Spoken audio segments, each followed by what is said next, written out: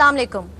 آپ دیکھ رہے ہیں پروگرام براس ٹیکس اور میں ہوں آپ کی ہوسٹ معروف قریشی. ایز یوزول ہمارے ساتھ موجود ہیں ہمارے اینالسٹ جناب زید حامد صاحب. السلام علیکم سر. ویورز, آج براس ٹیکس کی ایک اسپیشل ایپیسوڈ ہم لے کر آپ کی خدمت میں حاضر ہوئے ہیں جو 23 مارچ کے حوالے سے ہے. ہم اس بارے میں مزید جانیں گے اور اس چیز کو یہ بیسکلی بیس کیسے بنا یا اس کی ہسٹری کیا ہے, ہم کیسے پہنچے پاکستان حاصل کرنے تک. آبویسلی زید صاحب پلیز سٹارٹ کیجئے. 23 مارچ 1940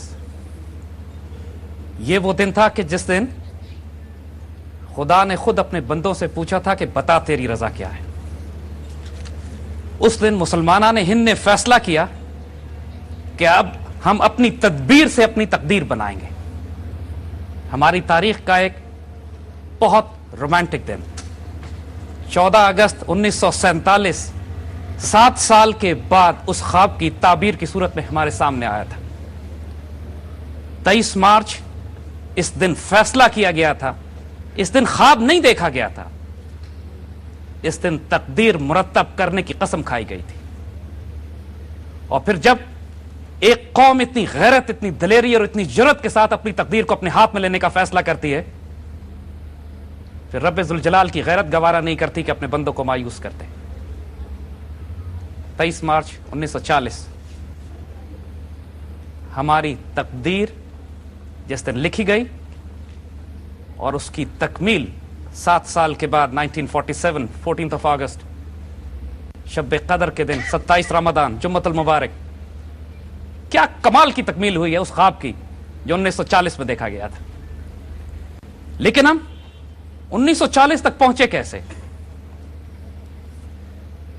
اس کے لیے ہم آپ کو ماضی میں نہیں مستقبل میں لے کے جائیں گے. 1991 ہم کچھ بہت ساری باتیں آپ سے شیئر کرنا چاہتے ہیں آج. The time has come that we talk to our youth heart to heart. 1991 میں I was a young man, 28 years old. Now you can guess my date of birth reverse. ہم اس وقت 6 سال افغانستان میں سوویٹس کے خلاف لڑنے کے بعد سوویٹ آرمی کو محاذ سے front by front, line by line, city by city push کرتے ہوئے آکسس تک پہنچ چکے تھے, آمو دریا.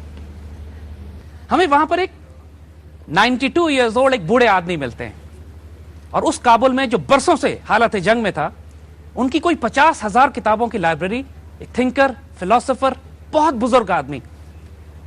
ان کا فیملی نیم پروانتا تھا.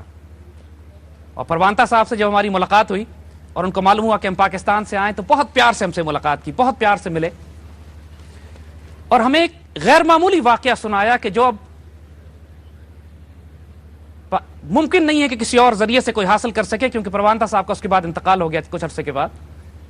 ہمیں کہتے ہیں کہ 1931-32 میں جب علامہ اقبال کابل آئے تھے, تو ایک نوجوان کی حیثیت سے یہ پروانتا ان سے مل چکے تھے, اور انہوں نے علامہ اقبال کی وہ ساری گفتگو ہمیں سنائی جو اس وقت کے بادشاہوں کے ساتھ, اس وقت کے علماء کے ساتھ, دانشوروں کے ساتھ اور کابل کی ایلیٹ کے ساتھ اقبال نے کی تھی.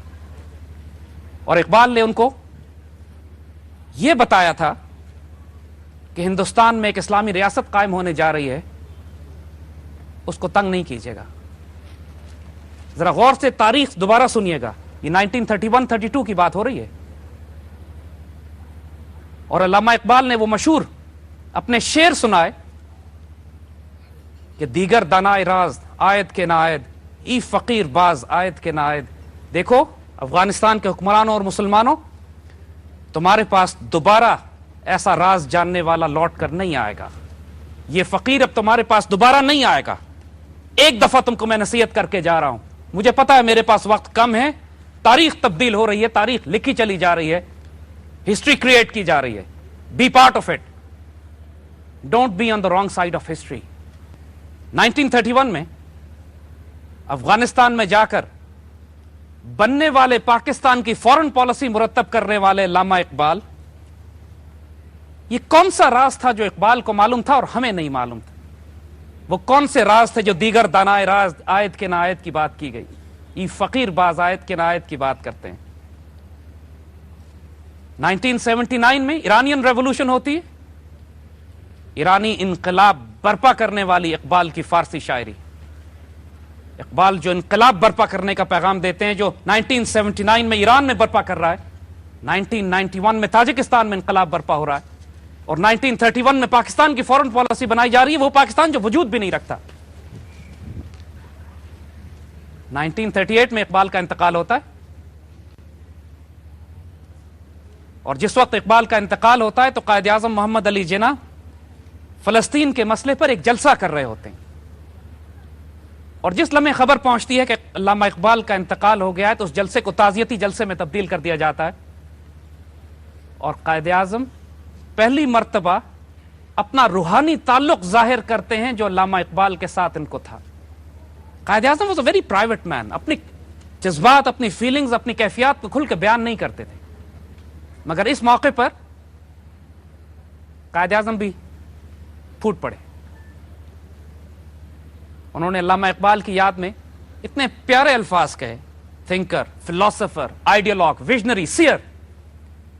سیئر اس کو کہتے ہیں جو آنے والے دور کی تصویر دکھاتا ہے آپ کو, جس کو اللہ تعالیٰ یہ فراست دیتا ہے, جو مومن کی فراست سے دیکھتا ہے کہ آئندہ آنے والے دور میں کیا ہونے والا ہے. اور قائد اعظم اکنالج کرتے ہیں کہ میرے پیچھے جو روحانی طاقت ہے جس نے آج مجھے محمد علی جناح سے قائد اعظم بنا دیا ہے, وہ اقبال تھے. اور 1938 میں اقبال کا انتقال ہوتا ہے, لیکن جاتے جاتے وہ ایک بڑا پیارا پیغام دے جاتے ہیں اپنی قوم کو کہ دیکھو, عشق کو فریاد لازم تھی سو وہ ہو چکی, اب ذرا دل تھام کے فریاد کی تاثیر دیکھ. اور 2 سال کے بعد اس فریاد کی تاثیر ہمیں لاہور میں پاکستان ریزولوشن کی شکل میں نظر آتی ہے, اور 7 سال کے بعد اس فریاد کی تاثیر اس پیارے پاکستان کی شکل میں نظر آتی ہے. 1938 میں کہہ گئے, اب دل تھام کے اس فریاد کی تاثیر دیکھ.